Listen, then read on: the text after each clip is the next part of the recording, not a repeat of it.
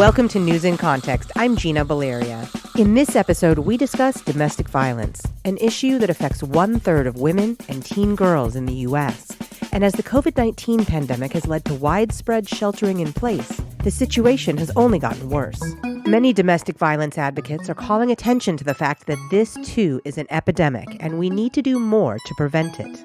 My guest is Katharine Berg, Director of Community Partnerships and Philanthropy at Casa de las Madres, a domestic violence prevention organization in San Francisco.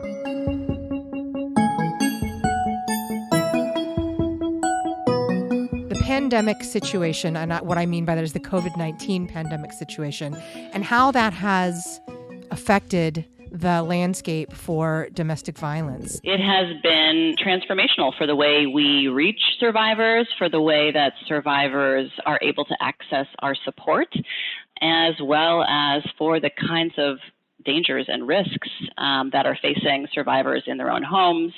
Earlier this year, the media did a great job of calling out the intensification of risk that happened as we were all sheltering in place, doing absolutely the right thing for our health and for public health under normal circumstances. But if you were in an abusive relationship or living in an unsafe home, suddenly being thrust into an environment where you were told by external parties not to leave could be really dangerous and was really dangerous for a lot of people. We definitely saw an increase in the intensity of abuse.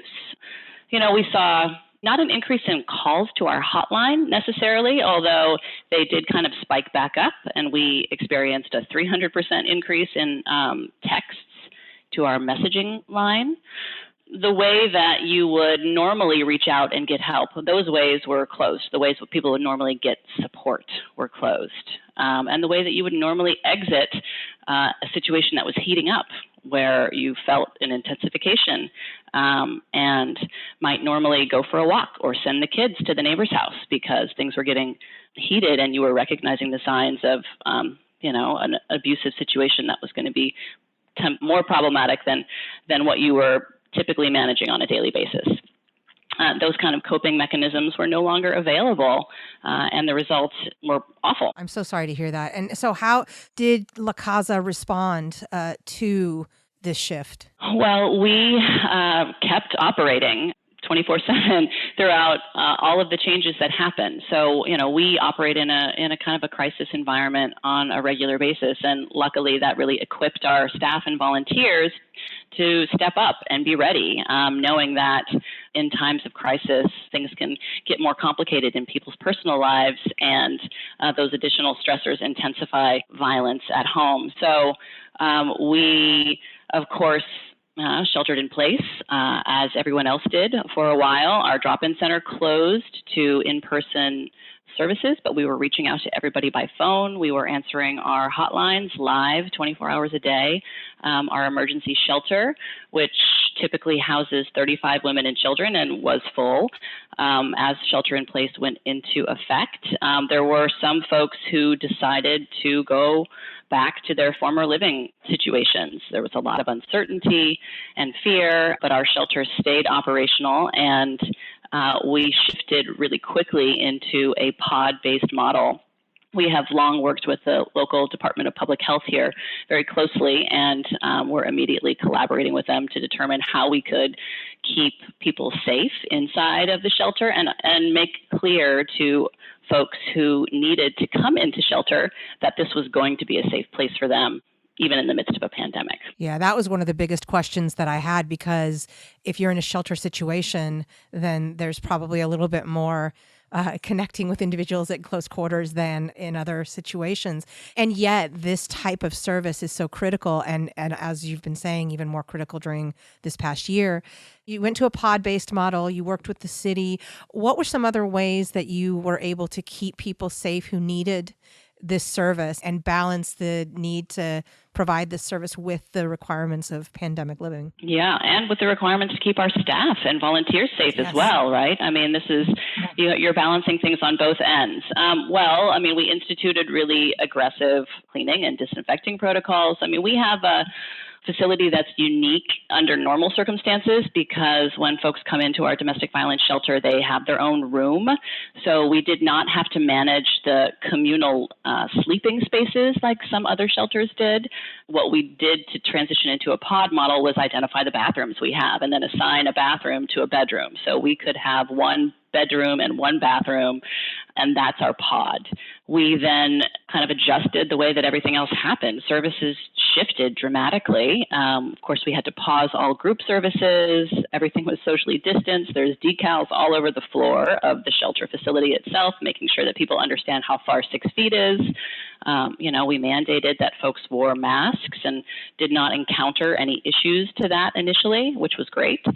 And we have a communal kitchen where, we serve 3 meals a day, 3 hot meals a day, plus 2 healthy snacks to everybody who's staying with us. Another example of how it's like basic needs should not be on your mind right now. You save your money, save your energy. And that dining space is also a really important place for staff and advocates and families to come together and connect and talk about resources or just build a relationship that's going to help on their healing path. Of course, that had to shift, and we moved into 3 meal shifts and assigned the families and women who were in residence with a time that they could come and get their food. During the most strict shelter in place, we were delivering meals to rooms. So they had their own space and they were safe, but, it's small and it's confining and it's challenging. And of course, testing protocols. We moved into having our staff, who are all essential workers, tested every 14 to 21 days to make sure that we're doing everything we can to prevent the communal spread. You brought up the staff, and they are, in my book, and I think a lot of people feel this way, heroes. Talk a little bit about your view of the staff, what maybe the staff needs, what kind of support, and how they're doing. Yeah, the staff are amazing. I am constantly in awe and impressed by the amount of dedication that folks will show. This is not work that you just kind of stumble into to begin with. And so the people who are here with us on a daily basis also feel the urgency for making sure that safety is available to folks 24 hours a day. And, what we do as an organization under, normal circumstances is also to help encourage self-care and make sure that folks who are dealing with trauma on a daily basis can get the time and space that they need to process what's going on and move out of a caretaker role. So, throughout the really early days of the pandemic, we did a lot of check-ins with the staff to make sure that, they were safe in their home environments and that they had what they needed, and coming into work was planned out and safe, and they understood, what the organization was putting into effect in order to protect them as well as the clients. A lot of staff were working from home initially and then moved into staggered schedules.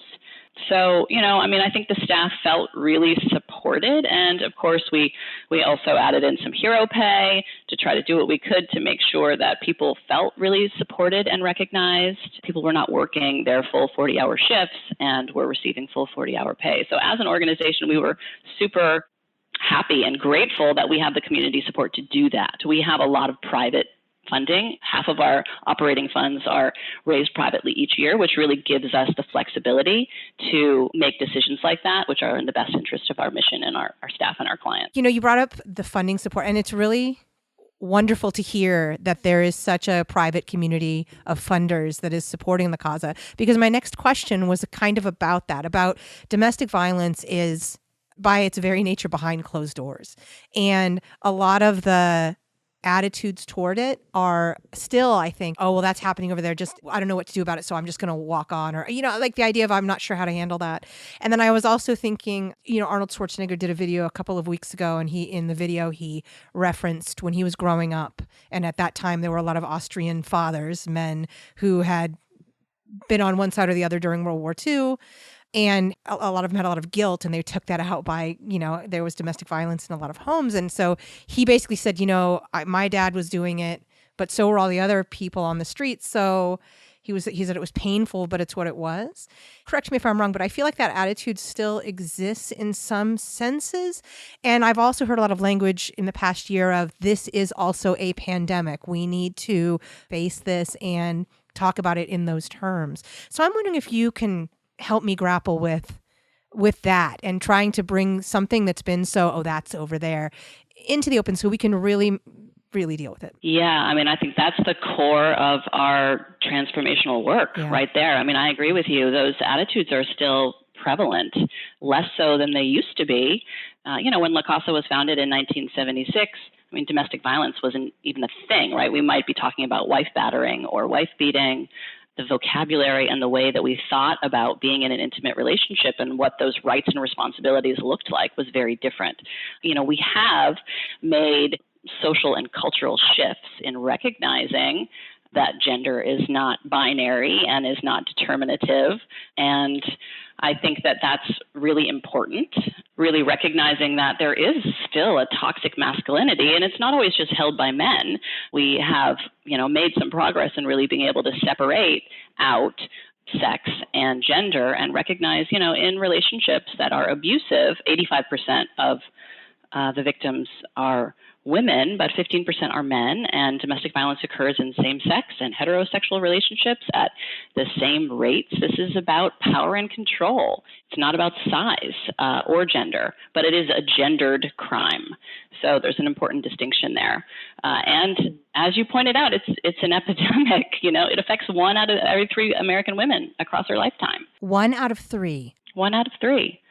And 1 out of 7 men and 1 out of 2 transgender individuals. Wow. It's still the leading cause of death for women ages 16 to 44. Oh my God. For murder at the hands of their intimate partner.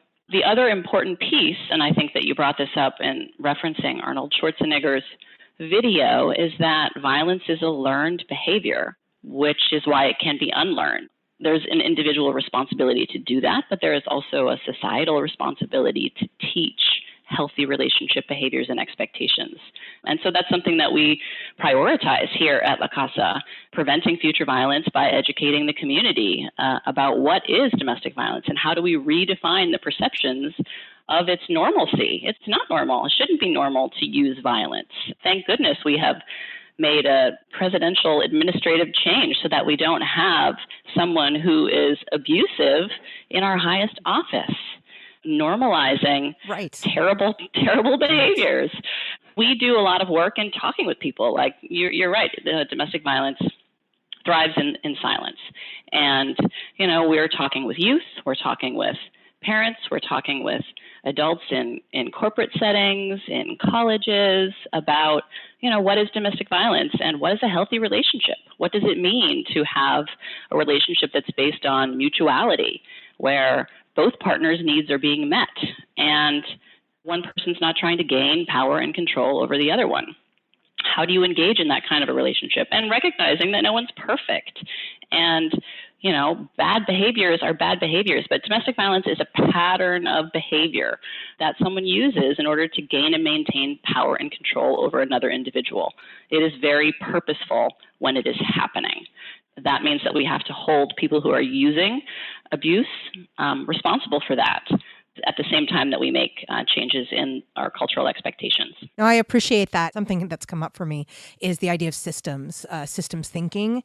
And I've kind of found that we in the U.S., maybe this is a too blanket of a statement, but we don't tend to be great at systems thinking because it's such an individualistic society. And I think domestic violence, in my estimation, falls into that realm of that person is doing that. And you brought up the idea of toxic masculinity exists inside a system.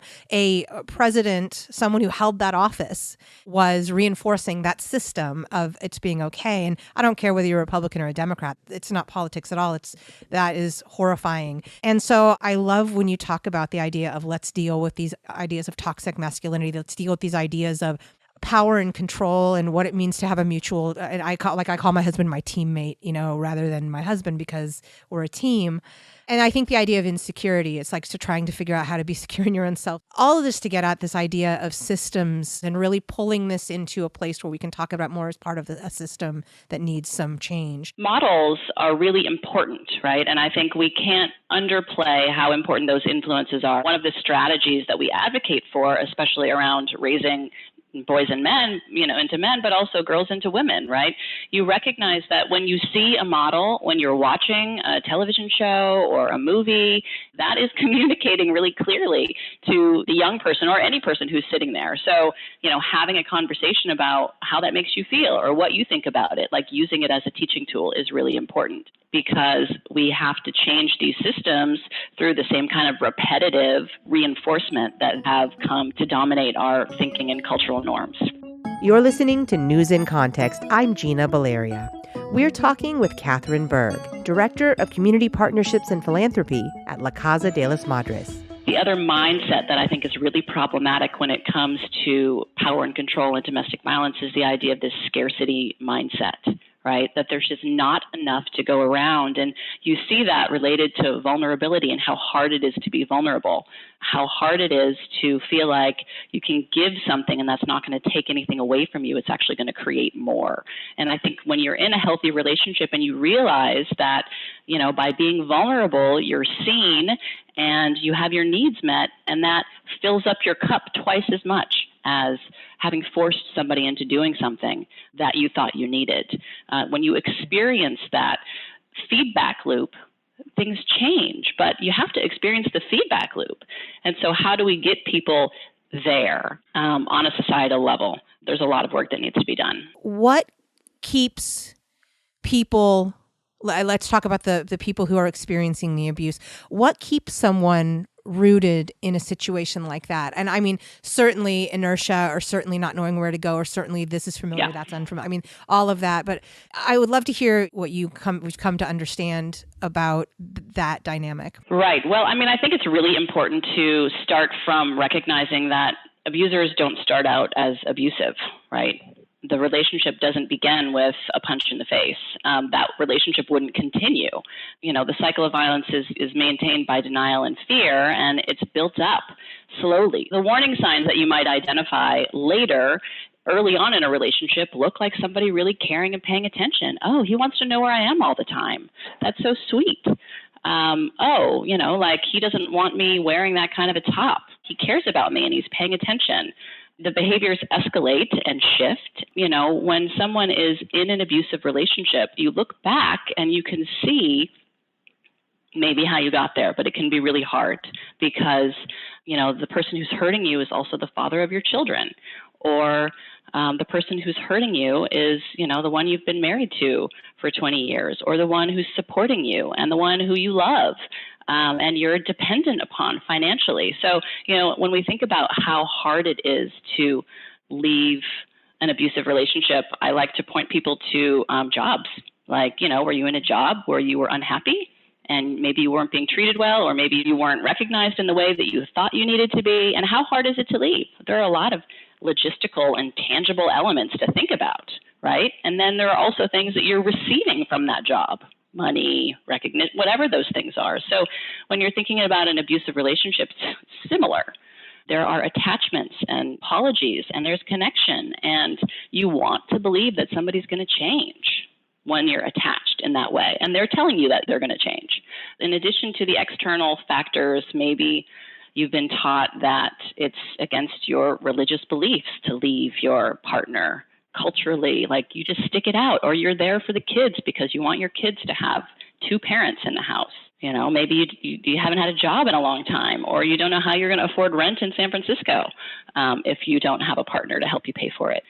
You might be embarrassed to come out to your friends as, somebody who, how did I get here? This isn't me. That's very real. This isn't me. The idea of like, I would never get into this situation. And oh my God, and yet here I am. I'm in this situation. Yep. And you brought up another systems thing, religion or the way you were raised. Getting divorced was seen as bad. Or the stressors of how am I going to do this on my own. And then the idea of embarrassment. How can the rest of us, how do we help? What can we do? How can we contribute to making this better? By checking in on the people who we care about, and by asking questions when you're concerned about somebody, and working hard not to judge, right? You kind of need to remember that you don't know what it's like on the inside of that relationship. But if you do care about this person, that's the message that you need to send. The strongest response is to offer unconditional support and to be there. So we really encourage people to not feel like they need to be a savior. In fact, it's the opposite. What you need to do is ask someone if they're okay, and then listen and tell them that you care about them. Let them know that, they don't deserve to be treated this way, and avoid telling them what to do. Avoid demonizing their partner, because, you recognize that this is a really complicated situation. And as we just talked about, there are a lot of layers in every relationship, whether it's abusive or healthy. It takes, on average, several times before they might leave an abusive partner, or maybe they're not ready to do that right now at all, and they want to figure out how to be safer in the relationship. And that's where knowing about resources like La Casa de las Madres really comes in, because we're here to help somebody think it through. It's options counseling, it's safety planning, it's like survivor-centered. You know your life and your relationship best. We know what risk and danger looks like, and we want to help you understand what that might look like for you in your current relationship, and some strategies to help you avoid harm. But we are here to help you figure out what's going to be safe and best for you in the circumstances that you're in. And this isn't just physical abuse either. This is emotional abuse and verbal abuse and psychological abuse. No, absolutely. Physical violence is just kind of the tip of the iceberg, and it doesn't always exist. Absolutely not. Privilege, economic status, race, ethnicity, religion, all of these things can impact the type of abuse that maybe a person uses, as well as like what it looks like on the other end.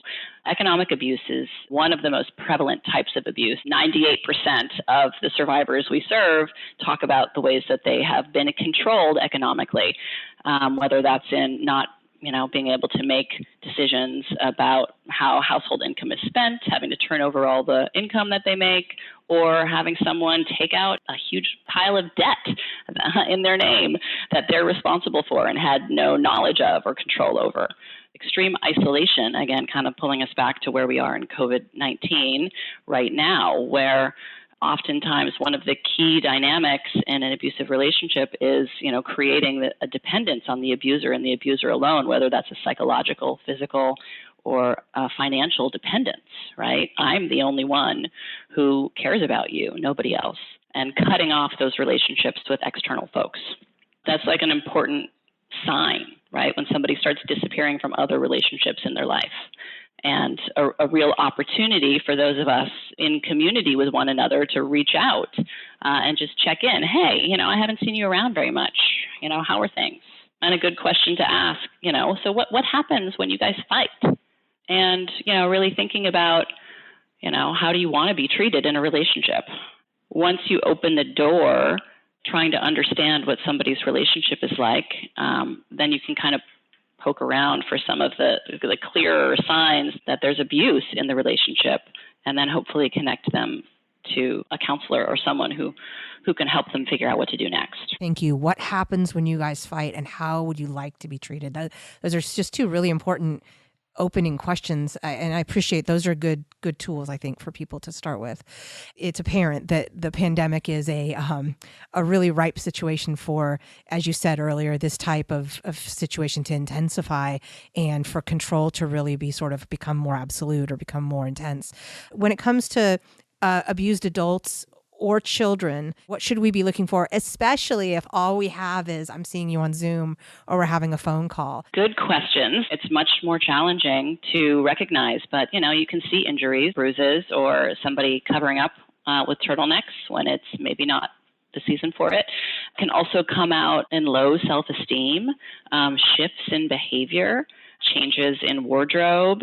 Somebody becomes really overly apologetic because they're doubting themselves all the time and their self-esteem is being chipped away at. They're becoming more isolated from family and friends. Maybe they're not showing up to your Zoom calls anymore.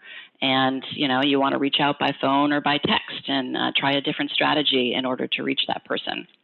Youth, February is actually National Teen Dating Violence Awareness Month. So we have been focusing some of our outreach efforts on making sure that folks recognize that teen dating violence is also a significant problem. 1 in 3 teens will experience some form of abuse in their relationships in high school. With youth, digital abuse is a really big issue there. Somebody taking over your social media handles or, posting things without your permission. If you have teens just listening in to what's going on, academic abuse is another big one because you're taking someone's time and attention and disallowing them from accomplishing the things that they need to. So we see changes in academic performance as a big one, relationships falling out of a person's life and having. The psychology is very different for teens than it is for grown-up people. So their social relationships and their peer groups are so important, and they're also separating from their parents and adults. And so, there's a lot of push and pull in identity formation that can be challenging for parents of teens, but it's really important to recognize when all of the relationships beside the significant other are disappearing. That's a real red flag. It's interesting. The psychology is different and social groups are so critical, but that 1 in 3 number is still there. So these patterns are developing. I really appreciate you bringing up earlier economic abuse and academic abuse, which I hadn't thought about, and digital abuse. These are all things, when we think about abuse, there's some traditional ways people think about it. And I appreciate the enlightenment on expanding our concept of what that means to help us recognize it and reach out and help. What is your biggest concern right now? What do you feel like is falling through the cracks? What keeps you up at night? People who can't reach out to their communities or for help right now and who are feeling really isolated, that is really what keeps me up at night. We're all dealing with a new to most of us, layer of anxiety around health concerns and moving about in the world. And I know just how critical those relationships are for people who are living in abusive conditions, right? Whether it is a walk to the grocery store, the chance for someone, to see them, all of the ways that people aren't going to regular checkups for their medical professionals, going into schools and having contact with folks who are paying attention to them in different ways and giving them other feedback. I don't enjoy this physically distant world that we have created at this point. It terrifies me for folks who are really trapped in these dangerous situations. The work that we have to do is really in figuring out how to move back, how to reinvest in some of the street outreach that we did 20 years ago. We need to kind of pound the pavement once again and really make sure that people are able to be safe. I do some bridging work with a couple organizations, Civity. And so I was thinking of the concept we talk about a lot of seeing, of actually seeing someone. And one thing about our pandemic context is that we've all had to slow down a little bit. I mean, I think for some people it's become more intense parenting. But I think there is an element of we're all captive at home and we have the opportunity to take that and channel it towards seeing each other.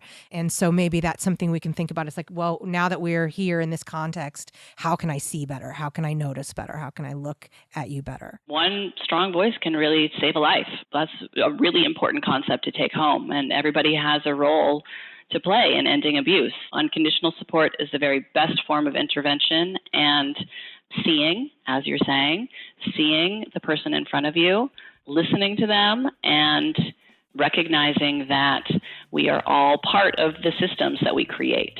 So individually and collectively, let us ask for more and then make it happen. Thank you. I thank you so much for your time. I really appreciate this. Thank you very much. It's been a pleasure. Thank you to my guest, Katharine Berg, Director of Community Partnerships and Philanthropy at La Casa de las Madres. If you're experiencing domestic violence or afraid for someone in your life, call La Casa at their 24-hour hotline, 877-503-1850, or text 415-200-3575. You can also find more information at lacasa.org. Music in this episode includes Spring Fling by Track Tribe and The Heist by Silent Partner. In addition to hearing News in Context every Friday at 8:30 a.m. and 6:30 p.m. on KSFP 102.5 in San Francisco, you can hear it on Spotify, Stitcher, Apple Podcasts, iHeartMedia, Google Play, Google Podcasts, Podbean, YouTube, and PRX. We're also on Facebook and Twitter at News in Context SF and on Instagram at News in Context. And you can find links to all of that at newsincontext.net. I'm Gina Valeria. Thank you for listening.